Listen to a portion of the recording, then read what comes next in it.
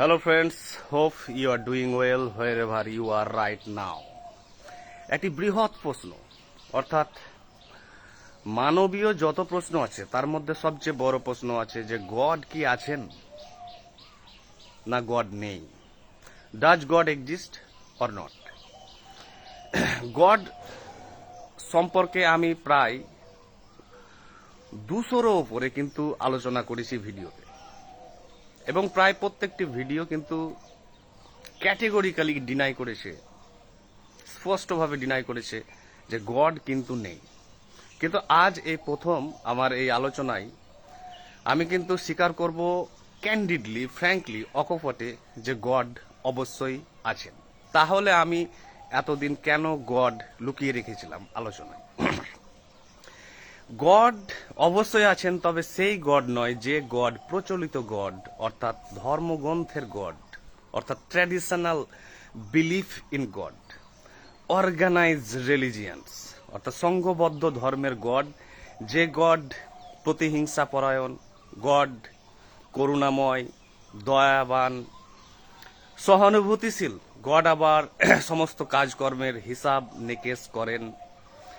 এমন গড কিন্তু আমি আমার এই 12 থেকে 15 বছরের অন্বেষণে খোঁজ পাইনি, দার্শনিকভাবে, মনস্তাত্ত্বিকভাবে, ধর্মীয়ভাবে, আধ্যাত্মিকভাবে এবং ধ্যানে, এবং পৃথিবীর সমস্ত পাশ্চাত্য দর্শন এবং প্রাচ্যের দর্শন অন্বেষণ করার পর এমন গডের আমি সন্ধান পাইনি, এবং আমি যা পেয়েছি সেটি এখানে বলছি, এবং সেটি আমি ফার্মলি বিশ্বাস করি দৃঢ়ভাবে যে এই গডটি আছে।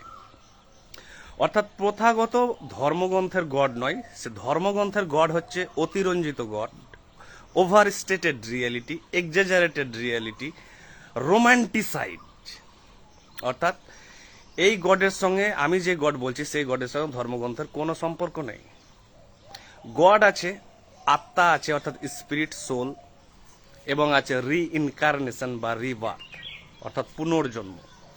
এবং অ্যাট দ্য সেম টাইম আমি অকপটে স্বীকার করছি there is no hell or heaven, হেভেনও নেই, হেলও নেই, এবং হেল হেভেনে কৃত কর্মের জন্য মানুষ যে পুরস্কার এবং শাস্তি পান সেটিও নেই।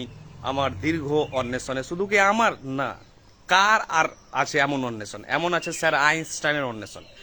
স্যার আইনস্টাইন বলছেন যে আমি পার্সোনাল কোনো গডে বিশ্বাস করি না, অর্থাৎ পার্সোনাল গড, যে গড মানবীয় গড, অর্থাৎ আমরা তো মানুষ, তাই মানুষের মতো করে ভাবছি গডকে, যে গড বোধহয় আমাদের খেয়াল রাখছেন, গড বোধহয় আমাদের উপকার করবেন, গড হয়তো বোধহয় আমাদের ক্ষতি করবেন কোনো কাজের জন্য। এমন গডে স্যার আইনস্টাইন বিশ্বাস করতেন না, যে গড পাপ পুণ্যের জন্য হিসাব নিকাশ করেন, স্যার আইনস্টাইন বলছেন। এবং স্যার আইনস্টাইন বলছেন যে আমি তাহলে কোন গডে বিশ্বাস করি? স্যার আইনস্টাইন বলছেন যে আমি জার্মান দার্শনিক স্পিনোজার গডে বিশ্বাস করি, এবং গড ইকুয়াল টু সাবস্ট্যান্স, এবং স্পিনোজার গড যে ফিলোসফি আছে সেটি বিভিন্ন কলেজ, ইউনিভার্সিটি এবং শিক্ষা প্রতিষ্ঠানে কিন্তু সারা বিশ্বেই পড়ানো হয় অলমোস্ট। সেই গড হচ্ছে কি প্যানথেস্টিক গড, অর্থাৎ সর্ববিরাজমান একটি সত্তা বা সাবস্ট্যান্স, উপাদান, যেটি সমস্ত কিছুর মধ্যে আছে, এবং যাকে কিন্তু এই যে গাছের পাতা আছে বা গাছ আছে, স্যার স্পিনোজা যিনি দার্শনিক তিনি বলছেন, একে কিন্তু ভালো করে অবজার্ভ করলে বোঝা যাবে যে সেই একটি অনন্ত চিরস্থায়ী সত্তা কিন্তু আছে। অর্থাৎ সেই সত্তারই কিন্তু প্রতিফলন হচ্ছে, বাহ্যিক প্রতিফলন হচ্ছে কিন্তু এই গাছের পাতা। কিভাবে বুঝবেন? এটা গভীর মনন এবং ধ্যান এবং পরীক্ষা, অবজারভেশন ছাড়া জানা যাবে না। বাহ্যিকভাবে আপাত দৃষ্টিতে যদি দেখেন তাহলে দেখে কিছু মনে হবে না, মনে হবে যেগুলো ম্যাটেরিয়াল জগৎ, পার্থিব জগৎ, এই জগতে কিছু নেই। গড হয়তো আলাদা কোনো অতিপ্রাকৃত জিনিস কোথাও আকাশে বাতাসে হয়তো আছে, বা কোথাও থেকে দেখছে গড, এবং আপনার সমস্ত কার্যাবলীকে তিনি হিসাব করছেন। এমন কিন্তু গড নেই। তারপরে যে কৃষ্ণমূর্তিকে যদি জানেন, তিনি হচ্ছেন আমার গুরু। আজকে আমি প্রথম স্বীকার করছি যে আমারও গুরু আছেন, ভারতীয় দার্শনিক, ক্যালিফোর্নিয়াতেই কিন্তু কাটিয়েছেন। তো এই গড হচ্ছে সাংখ্য ফিলোজফির গড, অর্থাৎ কপিল মুনির গড, অর্থাৎ ডুয়ালিস্টিক গড। অর্থাৎ এই যে ম্যাটার দেখছেন বা উদ্ভিদ দেখছেন, প্ল্যান্ট দেখছেন, বা আমার এই যে গেঞ্জি দেখছেন, চশমা, সমস্ত ম্যাটার এবং নন ম্যাটার, অর্থাৎ বিং এবং নন বিং যা আছে তা কিন্তু দুটোই গড, অর্থাৎ এই সেন্সে দুটি গড আছে। এটি হচ্ছে কপিল মুনির সাংখ্য ফিলোজফি, যেটি প্রমাণ করে দিয়েছে বিজ্ঞানের কিন্তু ইউনিফাইড ফিল্ড থিওরি হচ্ছে সর্বশেষ প্রশ্ন। যে এমন একটি এখানে ফিল্ড আছে, ইউনিফাইড ফিল্ড থিওরিতে বলা আছে, যেখান থেকে সমস্ত কিছুর উৎস হয়েছে, সেটিকে ব্যাখ্যা করা যায় একমাত্র। এবং বিজ্ঞানীরা অনেকেই কিন্তু দেখিয়েছেন, আপনারা দেখতে পাবেন ইউটিউব থেকে শুরু করে বিভিন্ন বইয়ে, যে কপিল মুনির সাংখ্য ফিলোজফি আজ থেকে 10,000 বছর আগে কিন্তু এসেছিল, অর্থাৎ বেদেরও আগে।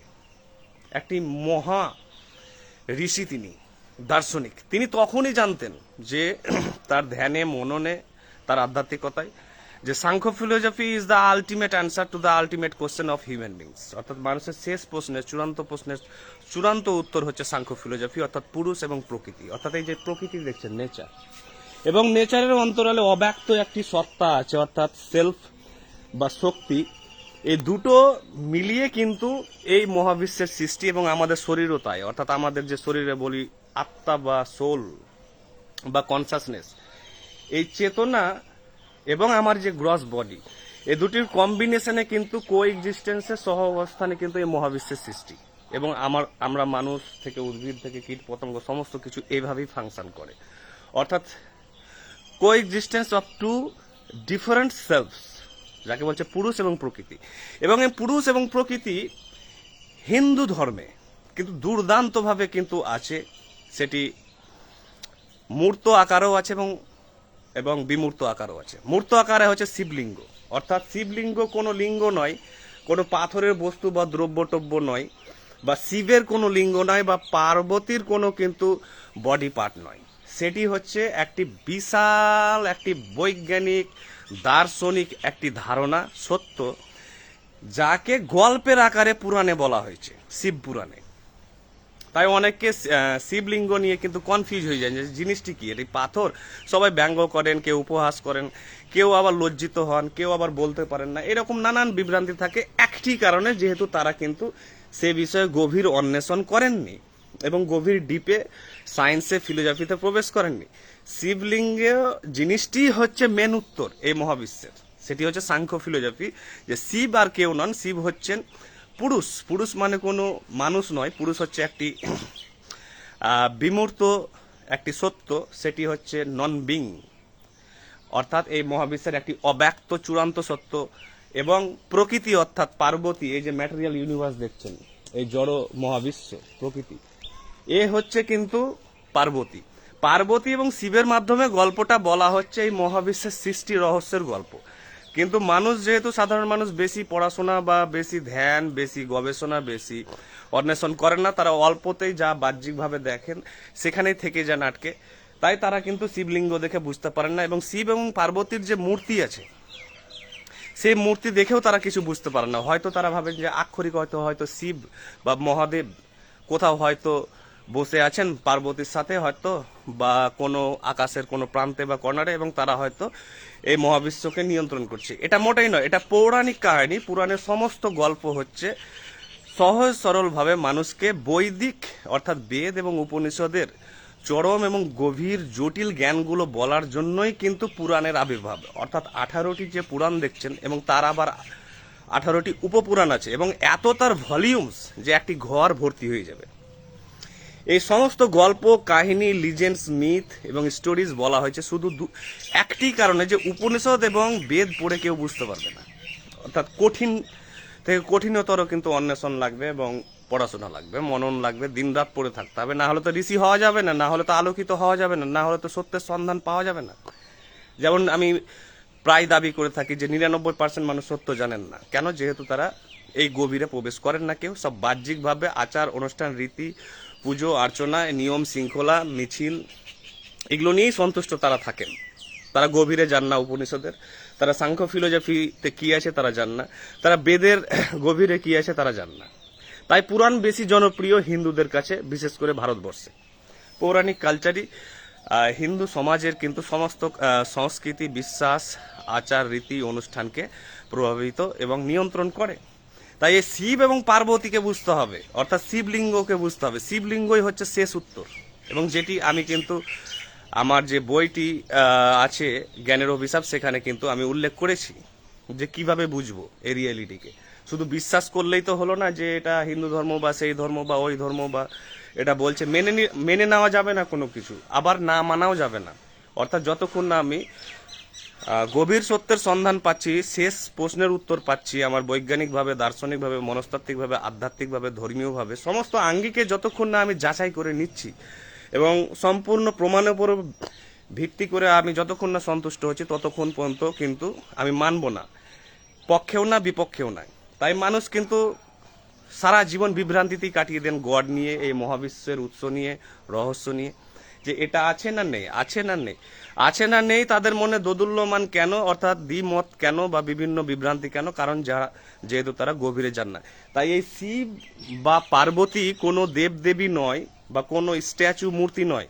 এটি মূর্তির আকার দেওয়া হয়েছে, লিঙ্গের আকার দেওয়া হয়েছে সাধারণ মানুষকে বোঝানোর জন্য, যেমন শিশুদের বোঝানোর জন্য অয়ে অজগরের ছবি দেওয়া থাকে। অর্থাৎ শিশুরা যদি ছবি দেখতে পায়, আমাদের চিলড্রেনরা, আমাদের সন্তানরা যদি বিদ্যালয়ে কালারফুল রঙিন রঙিন ছবি দেখতে পায়, তারা যদি রঙিন রঙিন গল্প শুনতে পায়, কচ্ছপ খরগোশের গল্প বা আরাবিয়ান নাইট বা রূপকথার গল্প, তাহলে তারা বেশি আকৃষ্ট হয় এবং তারা বেশি বুঝতে পারে গল্পের মাধ্যমে। তখন তাদের আমরা সততার নৈতিক বাণী দিই, নীতি কথা শোনাই, না হলে তো তারা শুনবে না। অর্থাৎ শিশুদের যদি আমরা বলি যে তোমরা চুরি করো না, তোমরা মিথ্যা বলো না, তোমরা সৎ হও, সাহসী হও, এগুলো বুঝতে পারবে না। এগুলো হচ্ছে বিমূর্ত ধারণা, অ্যাবস্ট্রাক্ট আইডিয়া।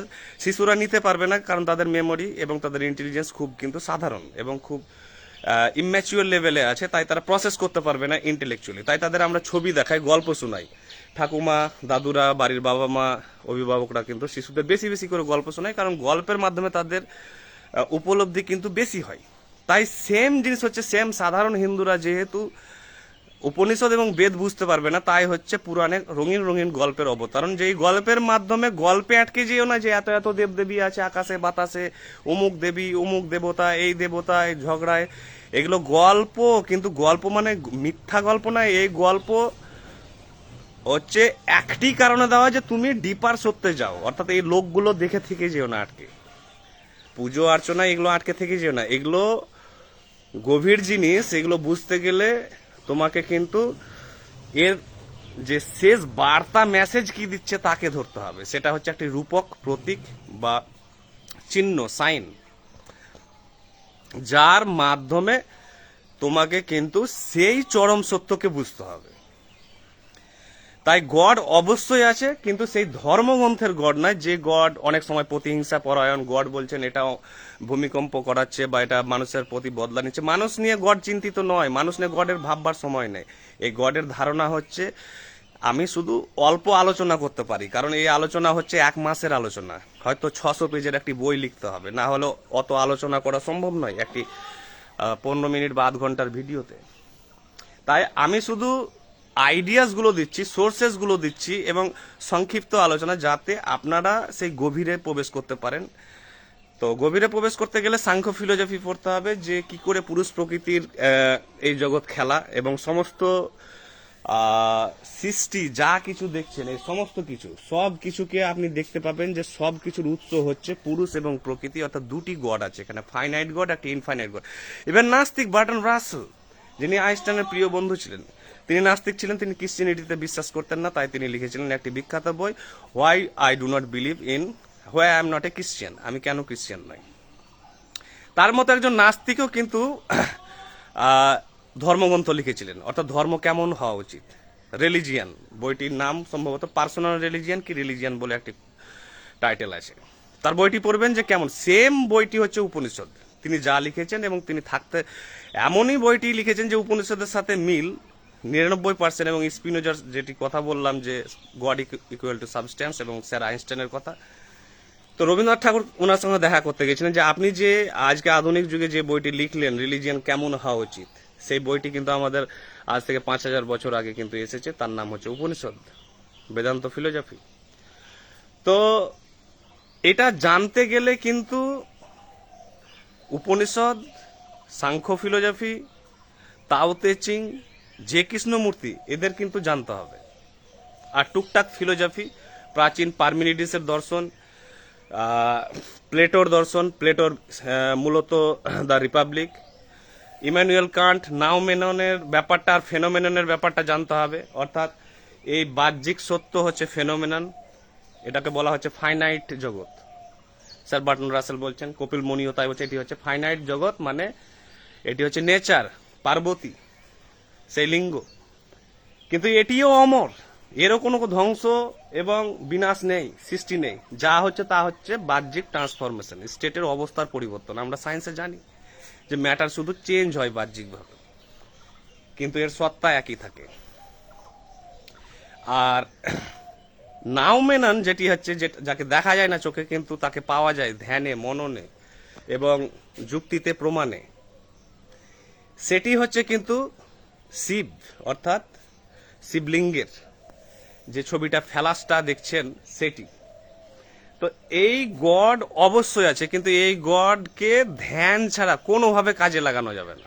এই গডকে আপনি, এখানে একটি গড নেই, বললাম দুটি গড আছে, কারণ এই জগতে ফাইনাইট এবং ইনফাইনাইট বলে কিছু নেই, টোটালটাই হচ্ছে ইনফাইনাইট। এই পদার্থ দেখছেন, উদ্ভিদ, গাছপালা, পশু পাখি সব, এটাও ইনফাইনাইট, মানে প্রকৃতি বা পার্বতী। আর এর বিয়ন্ডে যে আছে, এর আন্ডারলাইং অর্থাৎ রিয়েলিটি, এর পেছনে যে সত্তা আছে, সে সত্তাও কিন্তু অব্যক্ত সত্তা, সে কোথাও গড, খামখেয়ালি গড নয় ওটা। তাই আপনি যদি বুঝতে চান যে গড আছে কি নেই, তাহলে আপনি তাকে পুজোতেও পাবেন না, বাহ্যিক আচার অনুষ্ঠান রীতিতেও পাবেন না, যতই ডাকুন পাবেন না। ওকে পাওয়া যাবে একমাত্র ধ্যানে, মেডিটেশন এবং গভীর ধ্যানে, এবং দিনের পর দিন ধ্যান করতে হবে। তার জন্য ঋষি হওয়া যায়। ঋষি না হলে বা আলোকিত না হলে কোনো কাজে লাগবে না এই গডের, কিন্তু কোনো হেল্প পাওয়া যাবে না, এবং কোনো আপনার ইন্টেলেকচুয়াল রেভলিউশনও ঘটবে না, অর্থাৎ বৃহৎ ধারণারও সন্ধান পাবেন না, বড় কিছু আবিষ্কারও করতে পারবেন না। আপনার ব্রেন থাকবে না, মহা সৃষ্টির উৎস হয়ে যাবে। অর্থাৎ এই ধ্যান যদি করেন, যাকে আমি বলেছি সাটলার ডাইমেনশন অফ অ্যাওয়ারনেস, অর্থাৎ চেতনার সূক্ষ্মতর স্তর, এখানে যদি পৌঁছাতে পারেন তা আপনি বিশাল মাপের কবি হতে পারবেন, বিশাল মাপের সাহিত্যিক, জার্নালিস্ট থেকে শুরু করে বিশাল মাপের বিজ্ঞানী, দার্শনিক, মনস্তত্ত্ববিদ সব হতে পারবেন। এবং এটি 1% কিন্তু মানুষ, 99% মানুষ এখানে যেতে পারেন না, কারণ তারা মাঝ পথেই কিন্তু হাল ছেড়ে দেয়। পথ কিন্তু লম্বা।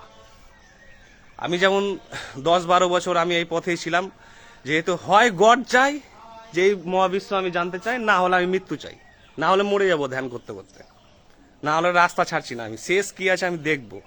এরকম যদি আপনার ভিতরে ম্যাডনেস থাকে, পাগলামি থাকে, ক্রেজ থাকে, তাহলে আপনি কিন্তু 1% মধ্যে আসবেন। অর্থাৎ যারা ঋষি হয়েছেন, যারা দার্শনিক হয়েছেন, যারা চরম সত্যের সন্ধান পেয়েছেন, আলোকিত হয়েছেন।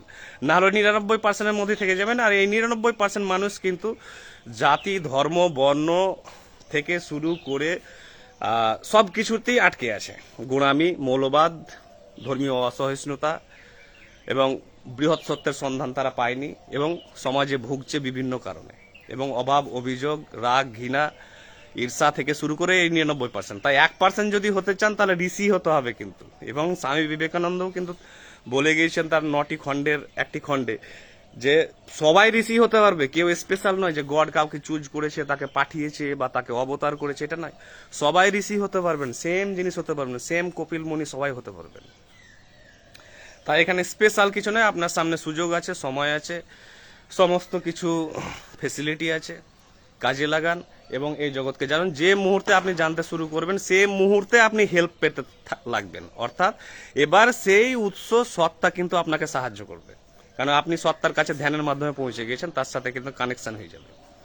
তাছাড়া বাহ্যিক কোনো ধর্মীয় আচার, রীতি, অনুষ্ঠানের মাধ্যমে কিছু পাওয়া যাবে না। যেমনটা আপনি আমার বাড়িতে দেখছি, আমার মা বাবা বলুন, পূর্বপুরুষরা হাজারো লাখ লাখ বছর পুজো করে এসছে। কি হয়েছে? তারা রাগ জয় করতে পেরেছে না, দুঃখ, বেদনা, হতাশা, না ঈর্ষা, লোভ, পীড়া, না অজ্ঞতা, একই থেকে গেছে, কারণ এই জগতে কিছু পাওয়া যাবে না।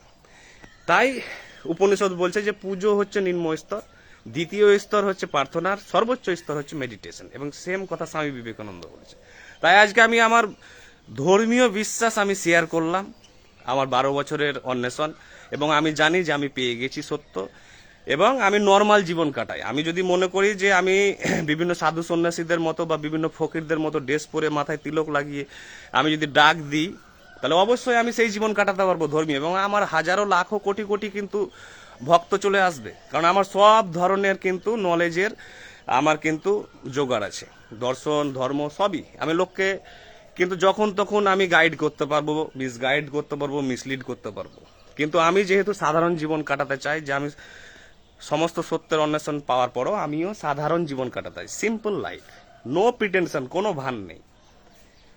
তাই আমি কোনো ধর্মীয় সার্কাস চাই না শিষ্যদের নিয়ে। ভালো থাকুন, থ্যাংক ইউ।